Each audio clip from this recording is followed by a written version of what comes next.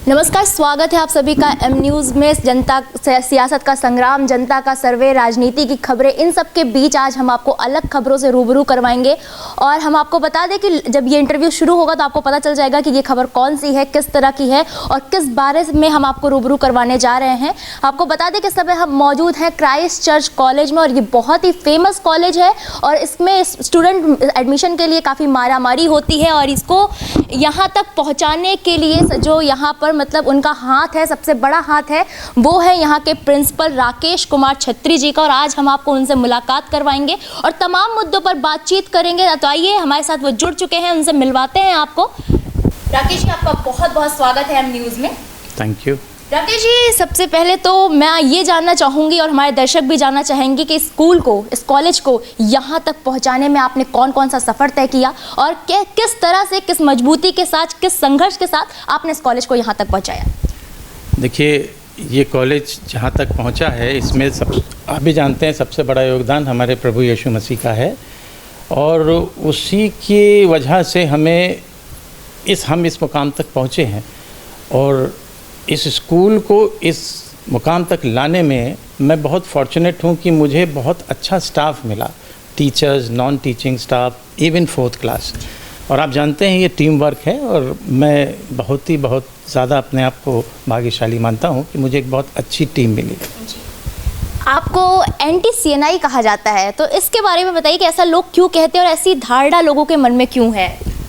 देखिए, ये स्कूल जो है ये चर्च ऑफ नॉर्थ इंडिया के अंतर्गत आता है और मैं पैदाइशी चर्च ऑफ नॉर्थ इंडिया का सदस्य हूँ। मेरा पूरा परिवार, मेरे पिताजी भी, उनके पिताजी भी। और ये जो टैग अभी लगा है एंटी CNI, बड़ी अजीब सी बात है कि इसको लगाने वाले जो हैं वो हैं एंटी CNI।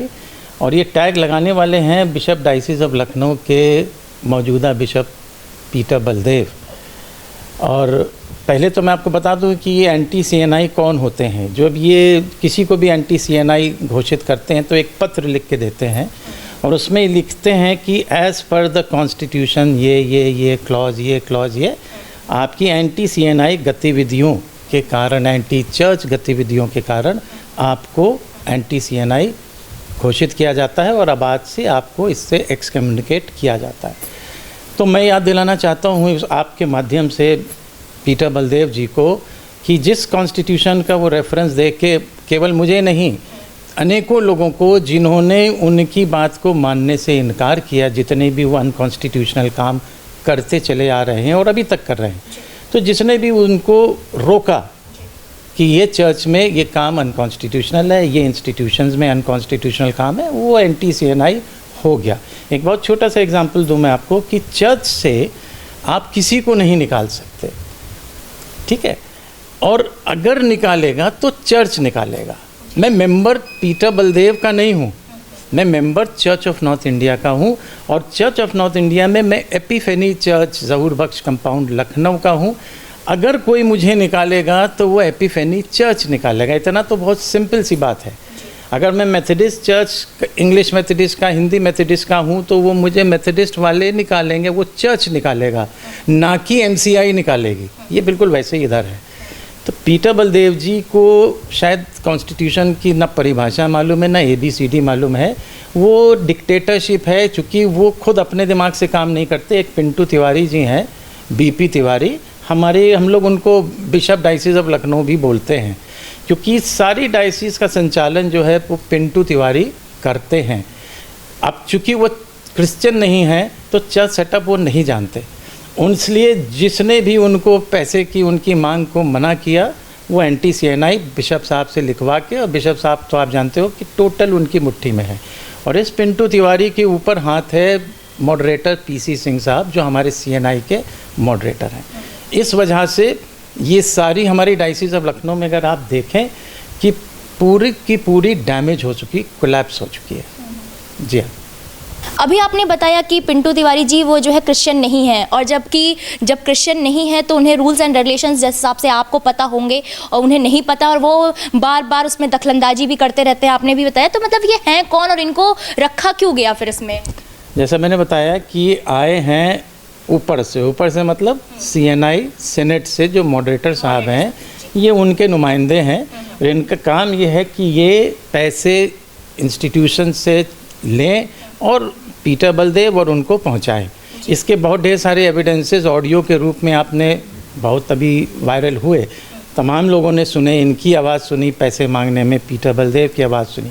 तो ये जो पिंटू तिवारी हैं, जब हमने खोज करी इनकी कि ये कौन है, तो ये एक महाविद्यालय में चपरासी होते थे, ये पियून के पद पे काम करते थे और उसके बाद वहीं रह के इन्होंने LLB करी, जो कि आप जानते हैं कि लॉ जो है वो प्राइवेट नहीं होता। वो खैर कैसे उन्होंने मैनेज करा वो जाने। उसके बाद अपने आप को ये वकील कहने लगे और वकालत के नाम पे आज तक कोई केस लड़ते तो मैंने इनको देखा नहीं। हाँ, लाइजनिंग ज़रूर करते हैं कि फ़र्ज़ी मुकदमे करवा देते हैं डायसिस पे और पीटर बलदेव को ये बताते हैं कि साहब ये मुकदमा हो गया, इसको ठीक कराना है, नहीं तो जेल चले जाएंगे, और फिर पैसे स्कूलों से उसकी उगाही करते रहते हैं। ये पिंटू तिवारी के बारे में और पता लगा कि ये तेल जो टैंकर्स होते हैं जो तेल को कैरी करते हैं, डीजल, ये चोरी में ये पकड़े भी गए और इनकी FIR हुई और ये कुछ दिनों के लिए जेल भी गए। तो इनका बैकग्राउंड वैसे भी कोई हाईली इंटेलेक्चुअल नहीं है, हाईली क्वालिफाइड नहीं है, और मैं समझता हूँ यही वजह है कि जो बंदा हाईली क्वालिफाइड एजुकेटेड नहीं होगा तो उसके जो चाल चलन और तरीके होंगे वो अनएजुकेटेड वाले ही होंगे कि उन्हें कॉन्स्टिट्यूशन नहीं मालूम है, बायलॉज नहीं मालूम है, तो उनको तो सिर्फ पैसा चाहिए, उसके अलावा कुछ नहीं चाहिए। और ये हैं जो पीटर बलदेव को डायरेक्ट करते हैं और बताते हैं कि साहब ये बंदा जो है, ये बंदी जो है, ये एंटी CNI है। क्यों? क्योंकि ये उनको खुश नहीं कर रहे। जैसे मैं हूँ, मैंने इनको पैसे देने से इनकार किया, पीटर बलदेव को मैंने पैसे देने से इनकार किया, तो उन्होंने कहा मुझे आपका चेक करना है, मुझको अपने यहाँ की ऑडिट रिपोर्ट भेजिए। मैंने कहा आप चेयरमैन हैं, हालांकि मैटर जो हमारा हाई कोर्ट में विवादित है, चेयरमैन का ही लड़ाई चल रही है एंग्लिकन और CNI की, फिर भी मैंने कहा नहीं, आप बिशप हैं, आप कॉलेज आइए, हम कॉलेज में आपको सारा आपका अधिकार है, आप अकाउंट्स देखिए, लेकिन मैं अपने पेपर्स यहाँ से नहीं भेजूँगा कि पिंटू तिवारी उसका मिसयूज़ करे। तो मैं एंटी CNI बन गया। अच्छा, यही वजह है जी। मतलब इनको बर्खास्त क्यों नहीं किया जा रहा है फिर, जबकि ये इतने भ्रष्ट हैं? ये मैंने आपसे बताया ना कि हमारी टॉप बॉडी जो है वो है सीनेट है, जो 16 पंडित पंत मार्ग दिल्ली में CNI भवन, वहाँ मॉडरेटर बैठते हैं। मॉडरेटर की शय है इनके कि पूरा पैसा आप लो सबसे जाके, और पीटर बलदेव अगर कुछ कहते हैं तो उनको हम टर्मिनेट कर देंगे। तो ये पीटर बलदेव को टर्मिनेशन की धमकी 20 बार दे चुके हैं और इसी डर से पीटर बलदेव भी इनकी हाँ में हाँ मिलाते हैं। वो चाह के भी अपने पादरी साहब लोगों को या अपने और वर्कर्स को और अपने और सबऑर्डिनेट्स को वो कोई हेल्प नहीं कर पाते। और बड़े दुख के साथ मुझे कहना पड़ रहा है कि करीब करीब 4 साल से हमारे पादरी साहब लोगों की तनख्वाह नहीं मिली उन्हें। पादरी साहब लोग बेचारे इसलिए डरते हैं कि ना उनके पास पैसा है कोर्ट कचहरी का, ये उनको भी दम देते हैं कि आपको हम नौकरी से निकाल देंगे, हम आपको ट्रांसफ़र छोटी जगह कर देंगे, हम ये कर देंगे। उस डर के मारे वो भी बेचारे सह रहे हैं इस उत्पीड़न को। पीटर बलदेव और पिंटू तिवारी जो है, ये तो आपके अलावा और लोगों को भी ऐसे ही प्रताड़ित करते होंगे, उनको मतलब उनसे ऐसे पैसे मांगते होंगे? मैंने बताया ना, ऑडियो जो क्लिप जो है वायरल हुई है वो ये है, हमारी डायसिस के जितने भी स्कूल हैं सब जगह से सिर्फ मैं हूँ जिसने इनसे अकेले खड़ा हुआ है इनके अगेंस्ट, और मैं लड़ रहा हूँ। और जैसे आपने पूछा अभी कि इनको हटाया क्यों नहीं जा सकता, क्योंकि हटाने वाले वहाँ पे मॉडरेटर साहब हैं PC सिंह साहब, जो खुद ही अनकॉन्स्टिट्यूशनली अपने आप को यहाँ पे कब्ज़ा अभी किए हुए। अब आपको बता दें कि हमारे सीनेट का टर्म होता है 3 साल, हर 3 साल पे सीनेट होती है। जो ग्रीन बुक कॉन्स्टिट्यूशन हमारा है उसके अनुसार किसी भी सीनेट का 1 वर्ष बढ़ाया जा सकता है अनअवॉइडेबल सर्कमस्टांसिस में, जो कि बहुत ही अनअवॉइडेबल हो तो ही आप बढ़ा सकते हैं, अदरवाइज़ हर तीसरे साल पूरी सीनेट का इलेक्शन होता है। ये PC सिंह साहब जब से आए इन्होंने पूरी लूट मचा दी, पूरे CNI में इन्होंने लूट मचा दी। हर जगह मैं यहाँ जो आपसे बोल रहा हूँ आप जाके सर्वे करें, हर डायसिस में आप जाइए, हर डायसिस में लोग पर चंद लोग खुश हैं, कुछ बिशप्स खुश हैं जो इनके पैरों पे हैं, जो इनको पैसे देते हैं वो खुश हैं, और मेजॉरिटी डायसिस की पूरे CNI में सब परेशान हैं। और अभी भी इन्होंने ये करा कि 1 साल तो बढ़ा ही लिया, अब ये और आगे बढ़ा के रहना मांगते हैं ताकि जो कुछ भी बचा है CNI में उसको भी ये ख़त्म कर दें। इसलिए भी मैंने पिछले महीने एक सिविल सूट दाखिल करा कि इनके एक्सटेंशन को रोका जाए और उसमें नोटिस जारी हो गई है। अभी सुनने में आया इन्होंने फिर से एक लॉ एंड प्रोसीजर कमेटी हमारे यहाँ होती है कि जो मेन डिसीजंस होते हैं तो उसका लीगल ओपिनियन के लिए वो कमेटी बनाई गई है। तो इन्होंने अभी उसकी एक मीटिंग 6 तारीख को करी है, 6 अक्टूबर को, जो कि इनका टर्म 2 अक्टूबर को ख़त्म हो चुका है। और मैं समझ रहा हूँ वो इसीलिए है कि ये पूरे कॉन्स्टिट्यूशन में अमेंडमेंट कर दें कुछ, और ताकि इनको एक टर्म पूरा और मिल जाए और ये और CNI को पूरे ही अच्छे से लूट सकें, जो हम लोग ऐसा होने नहीं देंगे। अभी जो इलाहाबाद डायसीजन ऑफिस में जो है हड़ताल चल रही है, ताले पड़ गए हैं, वो उसका क्या मामला है? देखिए हमारे यहाँ जैसे मैंने बताया 2 डिपार्टमेंट हैं, एक DB और एक है LDTA जो ट्रस्ट देखता है। तो LDTA के जो कर्मचारी हैं उनको भी 16-17 महीने से तनख्वाह नहीं मिली है, और जो ट्रेजरार ऑफिस है वहाँ पे भी जो कर्मचारी हैं, 4th क्लास कर्मचारी हैं या क्लर्क्स हैं पूरे ऑफिस का, उनको भी 16 महीने से तनख्वाह नहीं मिल रही। तो मजबूर होकर उन्होंने बहुत रिक्वेस्ट करी है। तो जब वो रिक्वेस्ट करते हैं, वो कोई ऐसी बात करते हैं तो उनको ये कहा जाता है कि काम करना करो नहीं तो नौकरी से निकाल देंगे, तनख्वाह हम अभी नहीं दे सकते, हम नहीं देंगे। तो इस वजह से वो लोग उन्होंने ताला डाला है। उन्होंने कह दिया जब तक कि हमको नहीं मिलती है तनख्वाह हम ताला नहीं खोलने देंगे, और इसके लिए उन्होंने माननीय मुख्यमंत्री जी को भी पत्र लिखा है। और हमें उम्मीद है कि शासन जो है इसमें अपना इंटरवीन करके कोई ना कोई रास्ता ज़रूर निकालेगा। और इन्होंने जो एक मांग और करी है कि इसमें रिसीवर बैठाया जाए, और ये इस मांग को तो मैं सपोर्ट करता हूँ कि डायसिस ऑफ लखनऊ में और ऐसी जितनी डायसिस हैं जहाँ पे मॉडरेटर साहब की दखलंदाजी पूरी है, जो अधिकतर में है, वहाँ सब जगह जो है ये आपका रिसीवर बैठाया जाए। मैंने जो शूट किया तो मैंने तो CNI में रिसीवर बैठाने के लिए भी रिक्वेस्ट करी हुई है। मॉडरेटर साहब अगर नहीं मानते आपकी बातों को तो आगे आप क्या करेंगे? देखिए ऐसा जैसे अभी पता लगा है कि एक फ़ोटो भी आ गई है कि लॉ एंड प्रोसीजर कमेटी की मीटिंग हुई है 6 अक्टूबर को। पर एक बात अच्छी हुई है कि अब सभी स्टेट्स से, हमारी चर्च ऑफ नॉर्थ इंडिया में 4 स्टेट साउथ की छोड़ के पूरा एरिया, नॉर्दर्न एरिया जो है वो चर्च ऑफ नॉर्थ इंडिया में आता है। तो पंजाब से, हरियाणा से, महाराष्ट्र से, वेस्ट बंगाल से, छत्तीसगढ़ से, हर जगह से अब लोग जो हैं, जो मैंने केस किया उसमें पार्टी बनने के लिए उन्होंने सब अपना वकालतनामा दिया है हमें और एफिडेविट दिया हुआ है। अब सब एकजुट होके आ रहे हैं और आगे की प्लान ये है कि हम धरना प्रदर्शन CNI भवन पे करेंगे, जब तक कि चाहे उसके लिए हमें जेल जाना पड़े, चाहे कुछ हो। लेकिन अब हमारा प्रयास ये रहेगा कि इनका टर्म एक्सटेंड ना हो। ये मेरा आखिरी सवाल है आपसे, या मतलब आप जो है इतना एक्सपीरियंस है और आप सीनेट के एग्जीक्यूटिव भी रहे हैं, तो क्या मतलब आपने ये बलदेव जी को, पीटर बलदेव को पिंटू तिवारी से दूर रहने की सलाह नहीं दी? मैंने जब मैं जाता था अभी 3-4 साल से तो जाना ही बंद हो गया, और लास्ट टाइम मैं जब गया हूँ तो कई प्रिंसिपल्स के साथ हम लोग की बातचीत हुई, और जब वो सब चले गए तो मैं लौट के आया, मैंने इनका हाथ पकड़ा, मैंने कहा बिशप साहब आप मेरे छोटे भाई की तरह हैं, आप कदम बढ़ाइए, पिंटू तिवारी हो चाहे मॉडरेटर साहब हो, आपको ज़्यादा से ज़्यादा ये टर्मिनेट कर सकते हैं, लेकिन हमारी डायसिस आपके साथ खड़ी हो जाएगी और खड़ी है, और आपको कोई हटा नहीं सकता यहाँ से। वो भेज तो सकते हैं दूसरे को, लेकिन ज्वाइन नहीं करा सकते। आप बिल्कुल चर्च बचाइए। ये पिंटू तिवारी जो है ये सब आया ही इसीलिए है कि चर्च डैमेज करे, इंस्टीट्यूशंस को खोखला कर दे। पर उन्होंने उस टाइम तो हाँ करा, उसके बाद चाहे वो नौकरी के डर से या अपने पैसे की लालच में, आप जो भी कहें, वो उन्होंने उस बात को माना नहीं। हमारे दर्शक चाहते हैं कि आप क्रिश्चियन कम्युनिटी को एक संदेश दें अपना।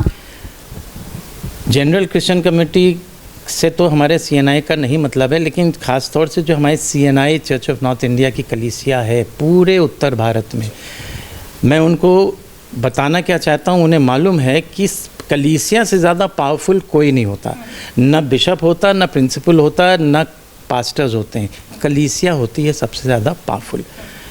तो मेरी जो रिक्वेस्ट है, मेरा अनुरोध है हर चर्च की कलीसिया से, वो ये देख रहे हैं कि सीएनआई में क्या हो रहा है, मॉडरेटर साहब किस तरीके से पूरी सीएनआई को डैमेज कर चुके हैं और अभी भी हम आधा हैं करने में। डायसीज़ वाइज मेरी लखनऊ डायसीज़ की कलीसिया जो पूरी है वो देख रही है पीटर बलदेव साहब ने क्या किया। तो मेरी कलीसियाओं से ये रिक्वेस्ट है कि अब समय ये है कि कलीसिया खड़ी हो जाए और ऐसे लोगों को यहाँ से बिल्कुल दूर भगाए और अपनी डायसीज़ में बिल्कुल भी एक कदम टिकने ना दे। और जिस दिन ये कलीसिया सामने आ जाएगी तो ना मॉडरेटर रहेंगे, और ऐसे मॉडरेटर और ऐसे बिशप और खुद ब खुद हमारा चर्च जो है फिर से, जो हमारी लखनऊ डायसीज़ जो है वो अपने टाइम की बहुत स्ट्रॉन्ग डायसीज़ होती थी, ये फिर अपने पैरों पे खड़ी होगी और पूरा चर्च ऑफ नॉर्थ इंडिया संभल जाएगा।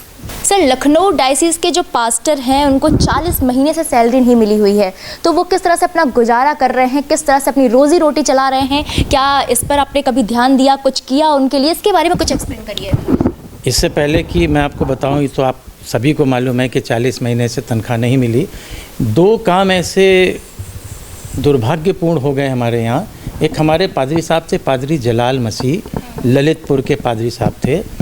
उनको ये हाल हो गया था गरीबी का, तनख्वाह ना मिलने से, कि वो बाज़ार से सामान खरीदते थे, वहीं पे बैठ के उसको बेचते थे, उसमें से जो भी उनकी इनकम होती थी उससे घर चलाते थे। उनको हो गया कोविड में आप जानते हैं कि सब छोड़ देते हैं साथ, घर वाले भी छोड़ देते हैं और पैसा लगता है उसमें। पैसे के अभाव में उनकी मृत्यु हो गई, और सबसे दुख भरी बात ये रही कि उनकी मृत्यु जब हो गई, फ्यूनरल जो था वो सीएनआई के पादरी को देना चाहिए था, लेकिन इस पीटर बलदेव ने एक भी पादरी को, जो कि झांसी में पादरी बहुत ढेर सारे हमारे बड़ी डीनरी है और ललितपुर जो है वो झांसी डीनरी में आता है, कोई पादरी वहाँ नहीं गया उनकी मट्टी देने के लिए। और एक नॉन सीएनआई प्रीस्ट ने उनको इससे ज़्यादा मट्टी दी, इससे ज़्यादा दुर्भाग्यपूर्ण और पीटर बलदेव के लिए इससे ज़्यादा शर्म की और कोई बात नहीं हो सकती। कुछ ही महीनों के बाद बबीना में हमारे पादरी साहब थे, पादरी मैथ्यूज़, उनकी भी कोविड से पैसे के अभाव में मृत्यु हुई। उनकी 2 लड़कियां हैं और उनकी वाइफ है, वो वहीं पार्सनेज में रहते थे। उसमें भी पीटर बलदेव ने कोई मदद नहीं करी और वो उधार ले लेके अपने बच्चों की फ़ीस और ये सब देते थे, बड़े कर्जे में थे। तो कोविड के साथ साथ मानसिक तनाव इतना था, उसमें भी उनको डैमेज हुआ ऑर्गन्स और उनकी डेथ हुई। इससे भी ज़्यादा दुर्भाग्यपूर्ण बात ये कि पीटर बलदेव उनकी वाइफ को फ़ोन करते हैं, इसका भी ऑडियो है हमारे पास, और उनको ये कहते हैं कि साहब एज़ पर कॉन्स्टिट्यूशन आपको 3 महीने में पार्सनेज खाली करना है।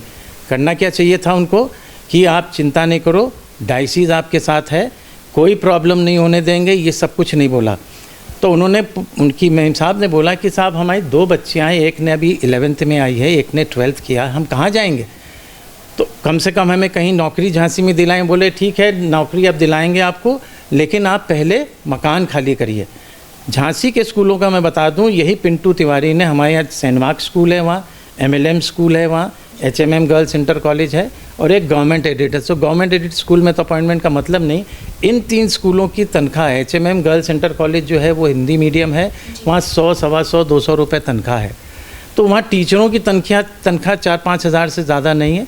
अब बचा सेंट मार्क्स और MLM, ये भी जो है 8-10 हज़ार से ज़्यादा तनख्वाह नहीं दे रहे हैं। अब अगर ये उनको यहाँ से मकान खाली करा के वहाँ भेजेंगे, और अकोमोडेशन की कोई गारंटी इन्होंने नहीं दी, 8-10 हज़ार में तो एक कमरे का मकान ही मिलेगा आज। तो इस पीटर बलदेव ने ये तक नहीं सोचा कि ये लेडी, ये विडो जो हमारे ही पासबान की है, ये 10 हज़ार में रहेगी कैसे, खाएगी कैसे, ये 2 बच्चे पढ़ाएगी कैसे। तो ये सिस्टम है। तो हमने जब पीटर बलदेव से भी बोला कि भाई आप चिन्हित कर लो, इनसे पहले कॉलिन थियोडोर साहब थे और वो जब मॉडरेटर के मिस्री थे, तो हमने कहा आप चिन्हित कर लो। छोटे चर्चेज़ में ज़्यादा प्रॉब्लम है, क्योंकि छोटे चर्चेज़ में कलीसिया जो फैमिलीज़ हैं वो 4 या 5 हैं, तो 4 या 5 में चंदा बहुत कम आता है, तो वो अपने पास्टर की मदद ज़्यादा नहीं कर पाते। अब जैसे लखनऊ है, गोरखपुर है, बनारस है, यहाँ बड़े चर्चेज़ हैं, ये अपने पास्टर्स की अच्छे से अलाउंस दे के इनको मदद कर रहे हैं। तो ये जो छोटे हैं, मैंने एक प्रपोज़ल दिया था कि आप ये गिनती कर लीजिए, और मेरे ख्याल से ऐसे 40 चर्च आ रहे थे, और हमने कहा ये जितने ही ये बड़े स्कूल हैं ये आप हम लोग पे छोड़िए, हम उनकी मदद कैसे करते हैं। ना उधर से कोई लिस्ट आई, और इनका क्या कहना कि नहीं पैसा आप हमें दीजिए, डायसिस को दीजिए, हम देंगे। वहाँ हम लोग रुक गए, क्योंकि पहले हम लोग पैसा लाइसेंस फीस के तौर पे देते थे, असेसमेंट के ज़रिए देते थे, लेकिन उसके बावजूद भी पादरियों की तनख्वाह नहीं मिली। तो इसलिए हम बैकफुट हो गए कि नहीं ठीक है, हम आपको नहीं देंगे। अपने लेवल से मेरा कॉलेज कई पास्टर्स की मदद कर रहा है। बहुत बहुत धन्यवाद आपका राकेश जी हमसे जुड़ने के लिए। और आपने देखा कि इन्हें जो है एंटी सीएनआई वो लोग कहते हैं जो खुद एंटी सीएनआई है, जिनके अंदर इंसानियत नहीं बची हुई है। मतलब लोगों की जान जा रही थी कोविड में, और ऐसा नहीं किया कि उन्हें रोज़ी रोटी, उनके खाने पीने के लिए उन्हें रोटी प्रोवाइड करा सके, दे सकें, और उनके साथ एक इंसानियत बरस सकें जो कि हर एक इंसान के अंदर होनी चाहिए, दया भाव होना चाहिए। लेकिन वो नहीं दिखाया इन लोगों ने, और ऊपर से एक भगवान प्रभु यीशु का ढोंग रचते रहते हैं। एम न्यूज़ साउथ सच का।